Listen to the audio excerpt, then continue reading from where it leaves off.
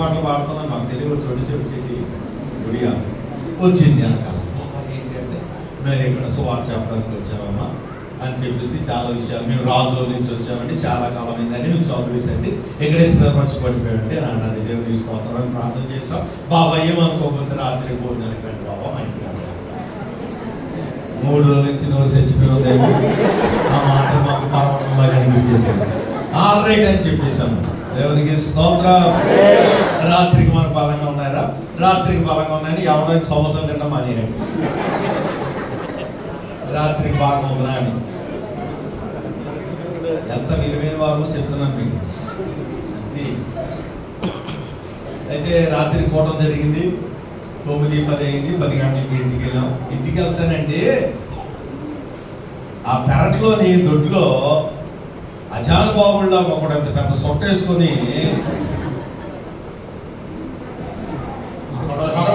అక్కడి నుంచి వచ్చారో అన్నాడు. పాస్టర్ బాబు పాటలా అయితే అలాగే అన్నాడు. సొట్టే నుంచి వెళ్ళాలంట, ఈదులోంచి రాకూడదట, అలా అన్నాడు. మేము తక్కువ అన్నట్టుగా చూస్తున్నాడు. వెళ్ళలేదు. నేను మా అన్నయ్య నిలబడిపోయాం. ఆ బొరుసులేదేంటి అలా నిలబడిపోయాం. ఇంకో పాటలు గారు కూడా నిలబడిపోయాం. కొంతమంది పాటలు లేదు. మాకు వచ్చింది బాబు సూర్యకాంత పక్క అదే అలా నిలబడిపోయేదే. అదే నేను ఎవరో ఇలా అల్లదవుతున్నాడు, అలాగే అనుకుంటున్నాడు. అమ్మా అదేంటి ఈ మనిషి ఇక్కడ కాసిపుకున్నాడే, ఏమయ్యా బుద్ధి లేదా అని ఒక గసురింది. పటాపంచి లేపాడండి. కనిపించలేదు మళ్ళీ మనిషి. రండి బాబయ్య, రండి బాబయ్య, సేవకులు బాబయ్య, మీరు నా ఇంట్లో అడిగి కట్టడం నాకెంతో భాగ్యం బాబా, దేవుడు బాబా, రండి బాబా అని మమ్మల్ని తీసుకెళ్ళి 6 అడుగులు మంచాలు ఉంటాయి, ఎత్తైన మంచాలు, కుర్చీ వేసుకుని ఎక్కాల మంచాలు పల్లెటూరులో. ఆ మంచం మీద తీసుకెళ్ళి మా అన్నని నన్ను మొగ్గబెట్టింది అక్కడ. దేవునికి ఆ పాటలు అందరూ కూకున్నారు. ఇంకా గారెలు, ఇంకా ఇల్లు చేతనయ్యో, నాటుకోడి మాంసం, స్తోత్రం. ఆ మాట ఫుల్గా తినేవాడు. పొద్దున్న హాస్పిటల్ తీసుకుపోయాడు.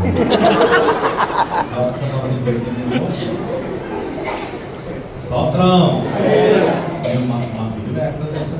వేళ మీ వీధుల్లో తిరిగే వాళ్ళమే కావచ్చు, మేము ఎవరికి చేతకాని వాళ్ళ కనిపించవచ్చు, కానీ పిల్లల మమ్మలను దేవుడు విలువైన వారిగా ఇచ్చి మంచం మీద కూర్చోబెట్టి మాకు సూపర్ బోర్డు పెట్టినారు. మా నాన్నగారు సూపర్ చేపలు